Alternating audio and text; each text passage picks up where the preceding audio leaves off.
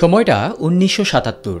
সবাইকে অবাক করে দিয়ে ডিয়েগো ম্যারাডোনা নামের মাত্র ১৬ বছর বয়সী ঝাঁকড়া চুলের বালককে আর্জেন্টিনার জাতীয় দলে নিয়ে আসলেন তৎকালীন ম্যানেজার লুইস মেনোত্তি। কিন্তু পরের বছরই দেশের মাটিতে হওয়া ফিফা বিশ্বকাপের স্কোয়াড থেকে ম্যারাডোনাকে বিতর্কিতভাবে বাদও দেন সেই ম্যানেজার। তবে এ সব কিছু ছাপিয়ে সেবারই আর্জেন্টিনাকে প্রথমবারের মতো বিশ্বকাপ ট্রফি এনে দেন মেনোত্তি। সবাইকে কাঁদিয়ে এবার না ফেরার দেশে চলে গেলেন এই কিংবদন্তি ম্যানেজার।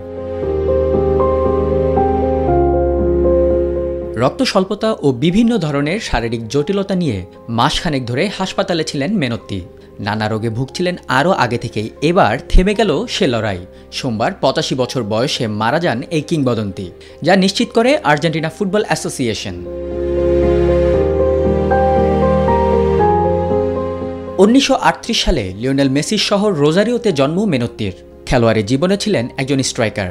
১৯৬৩ থেকে ১৯৬৮ সাল পর্যন্ত আর্জেন্টিনার হয়ে ১১টি ম্যাচ খেলে ২ গোলও করেন তিনি।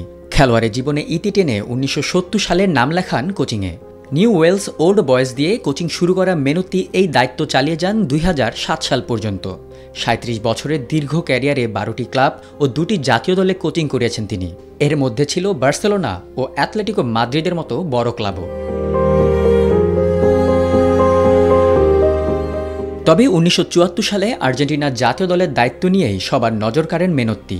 ১৯৭৬-এ দেশটিতে সামরিক শাসন চলাকালীন একজন কমিউনিস্ট পার্টির সদস্য হিসেবে তার জন্য তখন দল চালানো বেশ কঠিনই ছিল বলা চলে। এত কিছুর মধ্যেও দেশকে একটি বিশ্বকাপ এনে দেওয়ার স্বপ্নে বিভোর ছিলেন মেনোত্তি। সেই স্বপ্নকেই সত্যি করেন দেশের মাটিতে হওয়া ১৯৭৮ বিশ্বকাপে। সেবার মারিও কেম্পেসদের সঙ্গে নিয়ে প্রথমবারের মতো আর্জেন্টিনাকে বিশ্ব চ্যাম্পিয়ন করেন এই মেনোত্তি।